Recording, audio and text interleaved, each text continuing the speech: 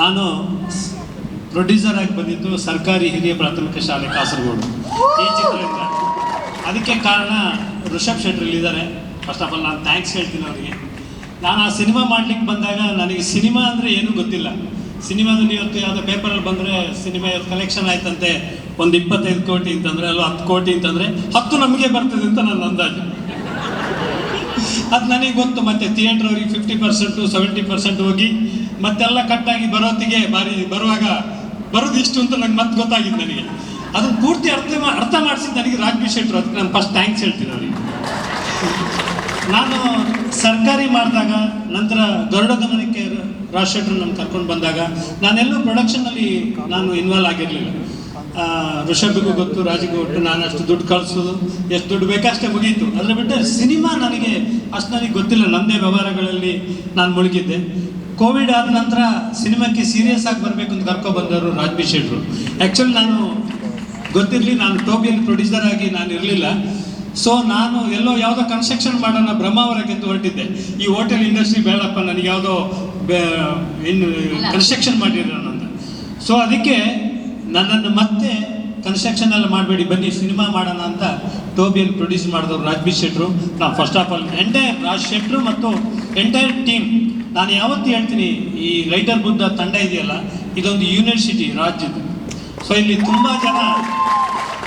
ಜನ ಕಲಿತಾರೆ. ಅದರಲ್ಲಿ ನಾನು ಒಬ್ಬ ವಿದ್ಯಾರ್ಥಿ ಅಂತಕ್ಕಂಥ ಮಾತನ್ನು ಹೇಳ್ತೀನಿ. ಪ್ರೊಡ್ಯೂಸರ್ ಅಂತ ಹೇಳಲ್ಲ ನಾನು ಆ ಯೂನಿವರ್ಸಿಟಿಯಲ್ಲಿ ನಾನೊಬ್ಬ ವಿದ್ಯಾರ್ಥಿ ಅಷ್ಟೇ. ಸೊ ನನ್ನ ಜೊತೆಗೆ ಶ್ರೀಕಾಂತ್, ನಾನು ಗರುಡಗಮದಲ್ಲೂ ನಾವು ಜೊತೆಯಲ್ಲಿ ಕೆಲಸ ಮಾಡಿದ್ದೀವಿ, ಇದರಲ್ಲೂ ಕೂಡ ಜೊತೆಲಿ ಕೆಲಸ ಮಾಡ್ತಿದ್ದೀವಿ. ನನಗೆ ಈ ಸಿನಿಮಾ ಪ್ರೊಡ್ಯೂಸ್ ಮಾಡೋದಕ್ಕೆ ಯಾವುದು ರಕ್ಷಿತ್ ಶೆಟ್ಟರ್ ಬಂದಾಗ ಹೇಳೋದು, ನಾನು ಶೆಟ್ಟರ್ ಒಂದು ಪಿಕ್ಚರ್ ಮಲ್ಪಗ ನಮ್ಮ ಒಟ್ಟಿಗೆ ಅಂತ.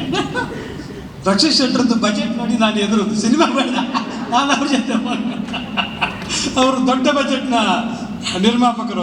ಸಪ್ತಸಾಗರದಾಚೆ, ತಮಗೂ ಒಳ್ಳೇದಾಗಲಿ ಸಪ್ತಸಾಗರದಾಚೆ.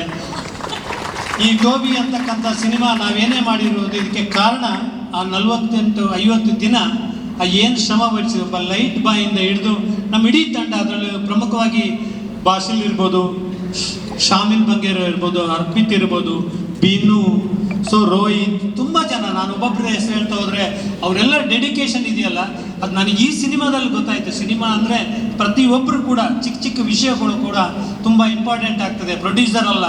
ಸೊ ಸುಮಾರು ವಿಷಯಗಳನ್ನ ಅರ್ಥ ಮಾಡಿಸಿದ್ದು ಈ ಚಿತ್ರ ಟೋಬಿ ಅಂತಕ್ಕಂಥದ್ದು. ಈ ಸಿನಿಮಾ ನಾನು ಒಂದು ಮಾತು ಹೇಳ್ತೀನಿ, ಅದ್ಭುತವಾಗಿ ಮಾಡಿದ್ದಾರೆ ರಾಜ್ಬೀರ್ ಶೆಟ್ಟರು ತಂಡ. ಇದನ್ನು ಆಶೀರ್ವಾದ ಮಾಡಿ ಗೆಲ್ಲಿಸ್ಬೇಕಾದವ್ರು ನೀವು. ಇದನ್ನು ಗೆಲ್ಲಿಸ್ತೀರಿ ಅಂತಕ್ಕಂಥ ಭರವಸೆ ನನಗಿದೆ.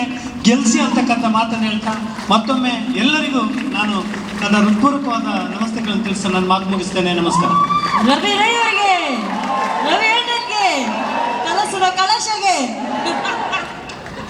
ಕಾಫಿ ಗುಡ್ಡ ಮೀಟ್ಸ್ ಕಾಫಿ ಗ್ಯಾಂಗ್. ಇಲ್ಲೂ ಕಾಫಿ ಅಲ್ಲೂ ಕಾಫಿ. ಸರ್, ಎಲ್ಲರಿಗೂ ಬಹಳ ಬೇಕಾದವರು ಆಪ್ತರು ನೀವು ತುಂಬಾ ಬೆವರ್ತಾ ಇದ್ರೆ ಶೆಕೆಯಿಂದ ಗೊತ್ತು ನನಗೆ. ಅದೇ ಇಬ್ರು ಭಯಂಕರ ಆಕ್ಟಿಂಗು ಟ್ರೈಲರ್ ಅಲ್ಲಿ ನೋಡಿದೀವಿ. ಎಲ್ರಿಗೂ ನಮಸ್ಕಾರ. ರವಿ ಅಣ್ಣ ನನ್ಗೇನು ಪೆಂಡಿಂಗ್ ಬಿಟ್ಟಿಲ್ಲ ಮಾತಾಡಕ್ಕೆ. 1-2 ಲೈನ್ ಆದ್ರೂ ಪೆಂಡಿಂಗ್ ಬಿಟ್ಟಿದ್ರೆ ನಾನು ಮಾತಾಡ್ಕೊಂತ ಇದ್ದೆ. ಲಾಸ್ಟ್ ನಲ್ಲಿ ಎಲೆಕ್ಷನ್ ತರ ಇತ್ತು, ಗೆಲ್ಸ್ಲೇಬೇಕು ಅಂತ. ಅದಕ್ಕೆ ಆಮೇಲೆ ಎಲ್ಲರೂ ಹೇಳ್ಕೊಂಡ್ ಬಂದಿದ್ದಾರೆ ಏನದು ಗರುಡ ಗಮನದಲ್ಲಿ ಶಿವನ್ ಪಾತ್ರ ನಿಮ್ಗೆ ಇಷ್ಟ ಆದ್ರೆ ಇದು 10ರಷ್ಟು ಇಷ್ಟ ಆಗುತ್ತೆ ಅಂತ. ನಾನು ಸಿನಿಮಾ ನೋಡಿದ್ದೀನಿ, ಡೆಫಿನೆಟ್ಲಿ ಇಷ್ಟ ಆಗುತ್ತೆ ಒಂದು. ಆಮೇಲೆ ಅವತ್ತಿಂದಾನು ನಮ್ಮನ್ನ ಯಾರೇ ಕೇಳ್ಕೊಂಬಂದ್ರು, ಗರುಡ ಗಮನ ಒಳ್ಳೆ ಸಿನಿಮಾ ಸರ್ ಅಂತ ನಮ್ಗೆ ಯಾರಾದ್ರೂ ಹೇಳಿದ್ರು, ನಾವು ಅವ್ರಿಗೆ ಉತ್ತರ ಕೊಟ್ಟಿರೋದು ಒಂದೇ, ನಾವು ದುಡ್ಡೆಲ್ಲಿಂದ ತರ್ತೀವಿ ಅಂತ ಕೇಳಿ ಬೇಕಾದ್ರೆ ಹೇಳ್ತೀವಿ. ಕ್ರಿಯೇಟಿವಿಟಿ ಸಿನಿಮಾ ಮಾಡಿರೋದೆಲ್ಲ ರಾಜ್ ಶೆಟ್ಟರ್ ತಂಡನೇ.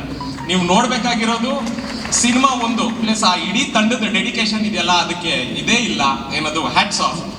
ಹೇಳಿ ನಮ್ಮ ಸಿನಿಮಾನ ಪ್ರಮೋಟ್ ಮಾಡಿ, ದಯಮಾಡಿ ಗೆಲ್ಸಿ ಅಂತ ಕೇಳ್ಕೊಂತೀನಿ. Thank you so much.